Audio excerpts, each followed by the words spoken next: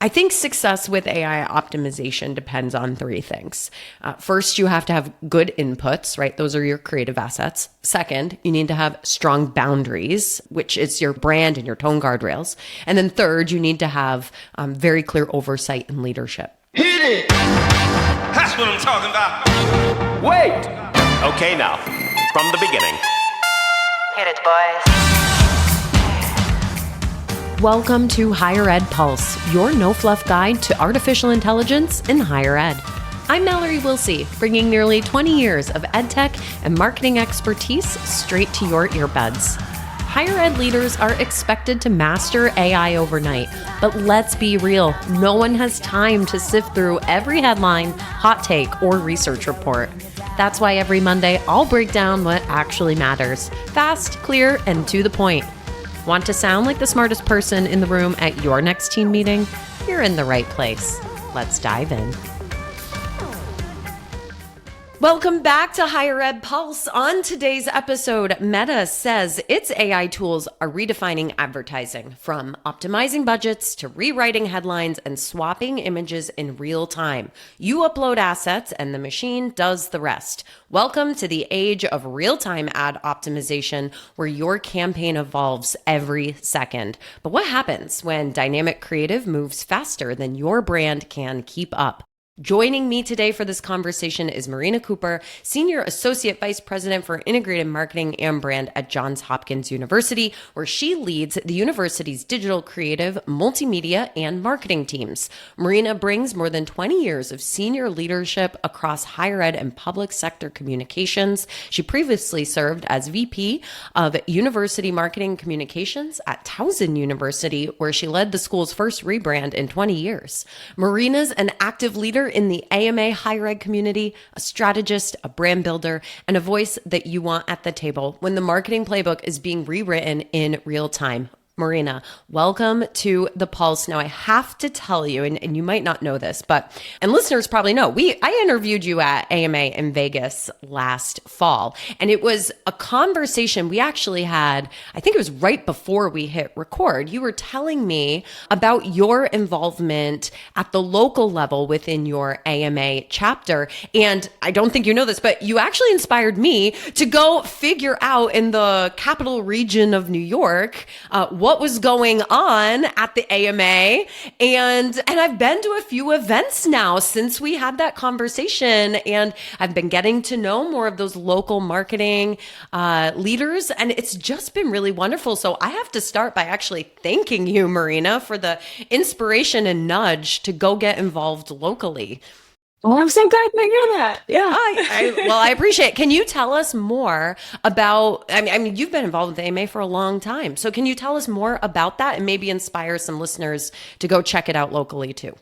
Absolutely. I am a proud member of the AMA Baltimore chapter. Nice. And in fact, the president-elect this year, next year, I'll be assuming the presidency role and serving on the board. So it's been an incredible experience. And I wanted to get involved because we are an incredible community when we come together. And I had leaned on my local chapter to learn about the best practices. I think I went to see the zoo, my local zoo's rebrand, and that really inspired the rebrand that I did at my previous institution. And there was a whole playbook there, and I'd met some incredibly talented people that I ended up recruiting for my teams. So nice. Like I said, it's just a wonderful way to get to know incredible people, ideas, and we share them. And I wanted to be a part of that. And of course, as the board, we think about how we can help Baltimore.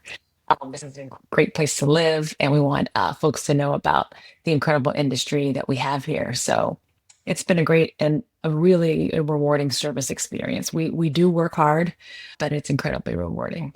I want to ask you how you find the time, given the role that you have at Johns Hopkins is quite demanding. You're also on the AMA Higher Ed Symposium Committee, and I didn't know you were assuming the role of president locally too. So do you also only have 24 hours in your day, or did you find more?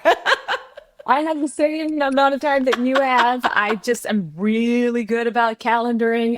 I might calendar every single thing, even buffer and travel time, because it's important. But I find that all that involvement helps like one thing helps the next thing and the next thing. And, being involved within the marketing community helps me, perform better, understand the trends, and bring that to my workday. And those relationships that I learn and earn in that process, all just it cross pollinates.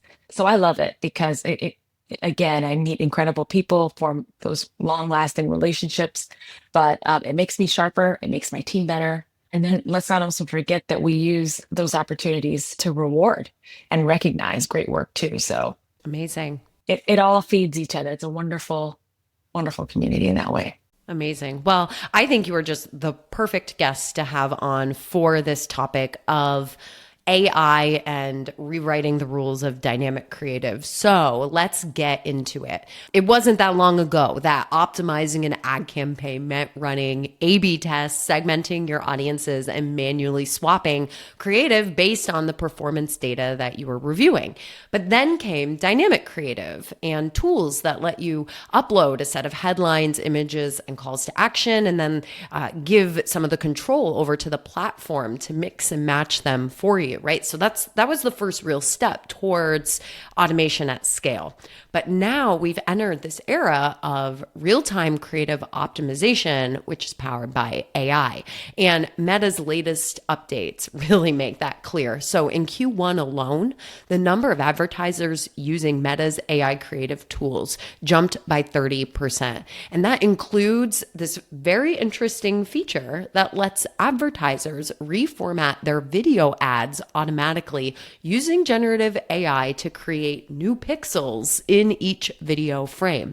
Meta is also testing an ad ranking module for Instagram Reels that's increased conversions reportedly by 5%, and a new incremental attribution model being tested has shown a 46% lift in conversions. So on a recent call with investors, Zuckerberg said, essentially, tell us your goal and your budget, and we're just going to do the rest. So here we are with this promise of better ROI, right? Meta wants your campaign to evolve in real time. They want to do it for you. Having AI decide what copy, what image, and what format to show and who to show it to. And it's going to do all of that without ever needing your approval. So, right, there's a lot of risk here, but I don't know, there's also some possibility. And if I can tailor my message to different audience segments without building 50 separate ads, like that sounds pretty great, especially the ability to get real-time feedback on what creative is working and then just, let the system optimize it for me while I stay focused on other things, right? It's giving this promise to CMOs that they can launch faster, scale wider, and personalize better than ever, all without tripling your workload or your staff. But Marina, I have to imagine, as a brand leader, the question you might be sitting here wondering is, well, what does my campaign strategy actually look like when I totally give up control of steering the ship? Now, we know from this investor call that Zuckerberg is very bullish on AI's potential to improve advertising in general. And, Meta's not the only one increasingly pitching full automation. Google is too. So, right, if all you need is an objective and a budget, like, Marina, what's your reaction to hearing that as a brand leader? At first I want to get concerned, right? Because I want to think, well, where is the strategy in this? And where are we actually using all the data that we learn about our audiences to really pay attention to that nuance and be as specific as possible? But then I get more curious than I get concerned. And I think, you know what, maybe let me zoom out a bit. Maybe I'm not the target audience, and maybe he's really trying to get at entrepreneurs and, those independent consultants, those founders, those startups who really do rely heavily on social platforms to automate their marketing experiences because they don't have teams, because they don't have a CMO, and they have a direct community in a way that they need to be more dynamic in this way, and so they need that full automation. So I'm less concerned because I think, okay, he's got the masses to appeal to make marketing much more accessible in ways that a talented team embedded in an institution like mine can do on a regular basis. At the same time, My team's got to get smarter and learn how to run alongside, right, of these skills and all of these tools that are now available to us. Do we want to do full automation? No, because in many ways that feels like broad strokes. And like institutions like mine and higher ed institutions, we're talking to a lot of different audiences at any given time, and we're pay attention to that. Whether you're a teenager considering, our institution, in terms of admissions for the first time, or you're thinking about us in estate planning, as an alum or donor, we have a whole gamut of strategies that we're thinking about, and obviously a host of different campaigns that we're running at any given time. And so in many ways, this automation is intriguing, but we have to pay attention to our audiences who are much more sophisticated than ever about how we're communicating to them and using these tools. Yeah. JHU is a high profile and mission driven institution.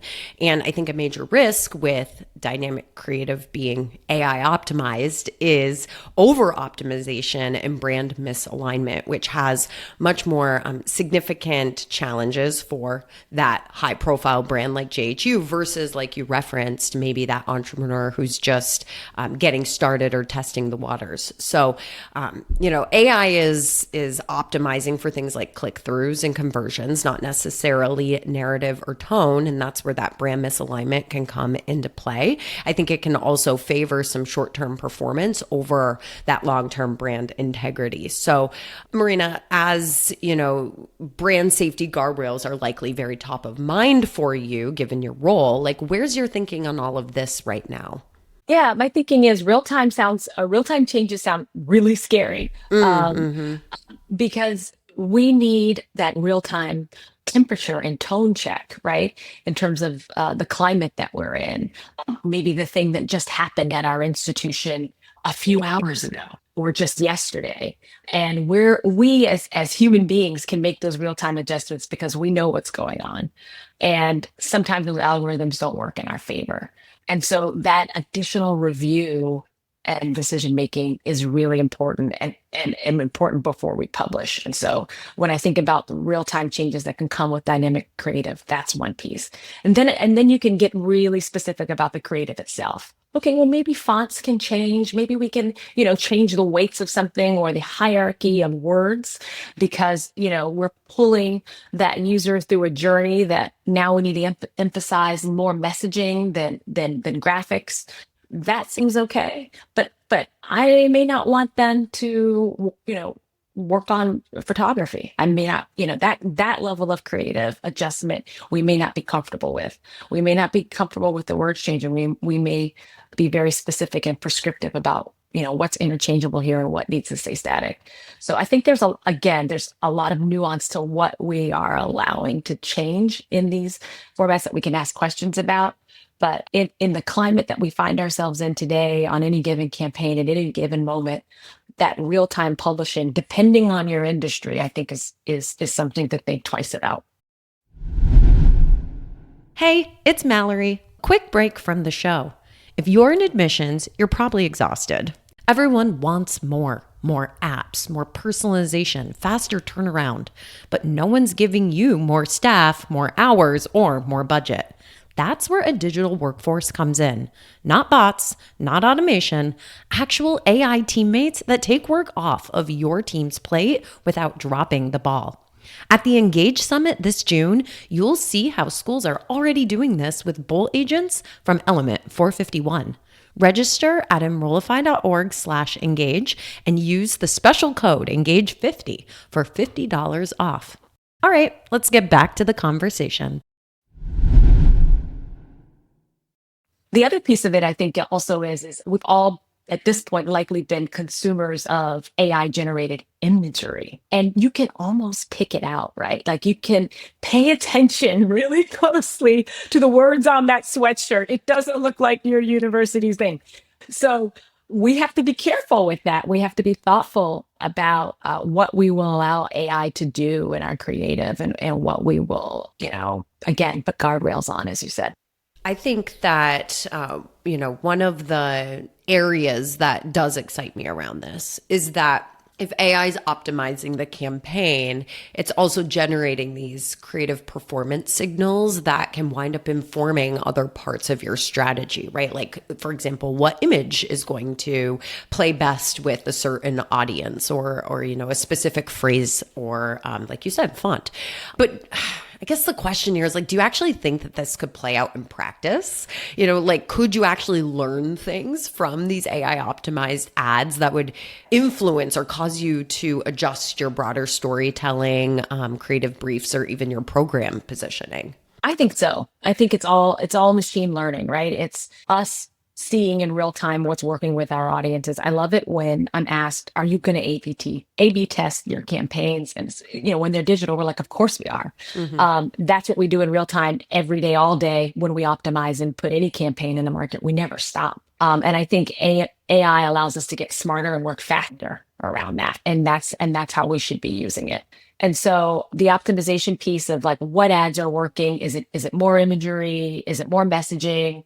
Is it, using motion graphics or static images? Like all the tools that we have available to us creatively, we should be learning every step of the way and optimizing and to be able to get those results real time, I think is the real value here. I mentioned a few minutes ago that one of the new Meta tools is generating ad variations automatically. And that's not just headlines, but it's actually even reformatting videos and adding pixels in as it resizes it. And I think there's some creative tension here, right? Maybe this is the heart of that. And I guess, do you even have to be concerned about creative ownership?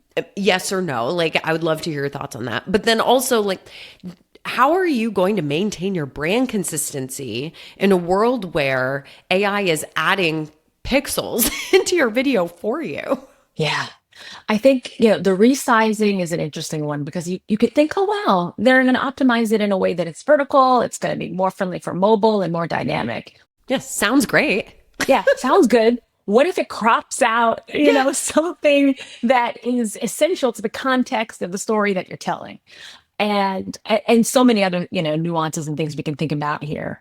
I think that's where we have to be very careful. Again, is it a tool that I'm using in real time post-production to help edit the process?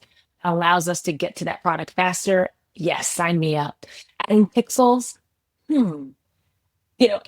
We talk about pixel governance, a lot as well, because as institutions, we want to make sure that we are distributing those pixels across all the campaigns that we're working on and across the many different divisions that, we work with.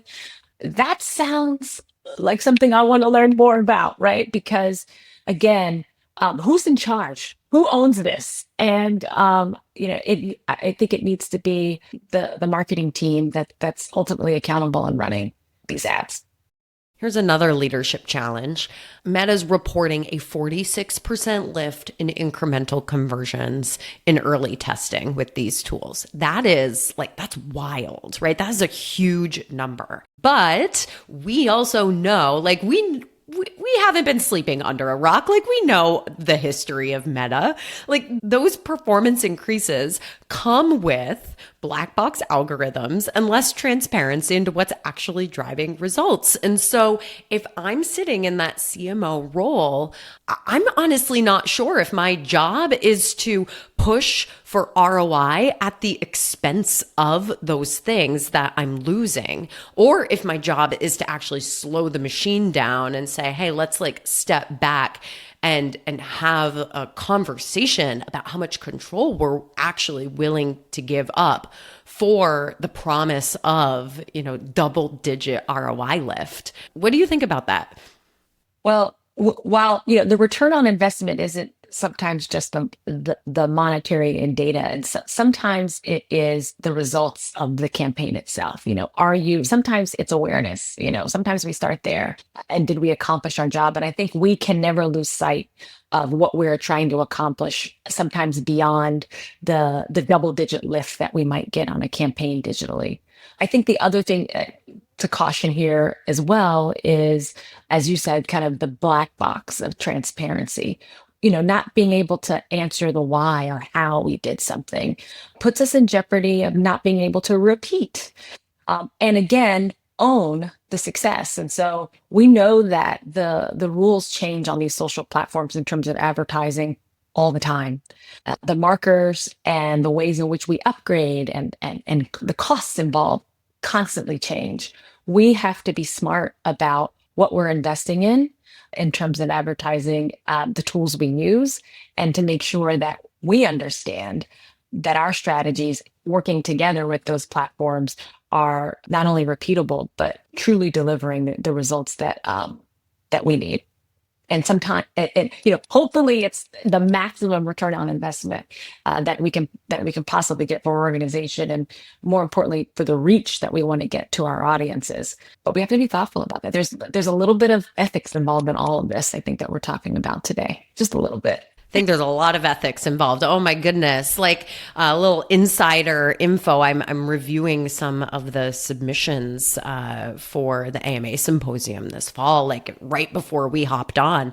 And there were a couple submissions around ethics and AI. And I was like, ooh, okay, I'm flagging some of these because I think that we have to bring that conversation about ethics into all of this. And when you're talking about platforms that, to your point, are constantly changing, but are platforms that you don't own at the end of the day, like we cannot control what Zuckerberg decides with Meta, or, and not just about the AI stuff, like all of it. Like he could just shut it down tomorrow and there it's gone, right? So I'm always constantly reminded about that, about the things we own versus the things we don't.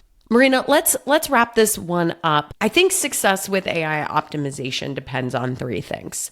First, you have to have good inputs, right? Those are your creative assets. Second, you need to have strong boundaries, which is your brand and your tone guardrails. And then third, you need to have very clear oversight and leadership. So that's just my opinion, though. I want to know what advice you have for the other brand leaders, the enrollment leaders who are listening to this conversation and are navigating this change with dynamic creative and AI's infusion into advertising. Like, what should they be leaning into, and what guardrails would you recommend they put in place? Yeah, I love the focus on guardrails here, because I think there are guardrails for not only the ways in which we use AI, but I think guardrails we have to establish with our teams as well around its use. But I think the first thing we have to think about is how we must learn alongside the machines and use them to complement our strategies. And so as a leader, I think if you are not finding ways to integrate AI, even at the most basic levels within your team, then you're missing an opportunity to not only optimize your work, but to move forward in ways that the world is moving forward. So I think that is important. Well, Marina, I cannot appreciate enough the fact that you took time out of your very busy May schedule between that May 1st deadline and commencement season and all the things that are just normal in the day-to-day of our jobs. May is wild. Actually, before we hit record, what did you call it? May is the month of 1,000 days? 1,000 days of May. Yeah. Yeah. I'm adopting that. The 1,000 days of May is almost at a close. If you're listening to this episode when it drops, it's Memorial Day. So I hope that everybody is, listening to this while they're grilling something delicious or cracking open a nice cold beer and taking a pause for yourself. Folks, it's been great. Marina, any last words before we wrap up? Go get involved in your marketing community. Yes. It's the most rewarding experience personally and professionally. And I think working with you on the AMA Higher Ed Symposium Committee has been a blast. We're going to have a great conference this fall. And I look forward to meeting so many wonderful new people in our community. Woohoo. Full circle, friends. We hope we'll get to see you this fall at AMA. There's a ton of conferences happening over the summer, too. If you are out there, find Marina and me on LinkedIn. Let us know where you're headed. Hopefully, we'll get to run into you before we are all in National Harbor this fall. All right. Thanks. That was a great episode, Marina. And y'all, we'll catch you next week. Bye-bye.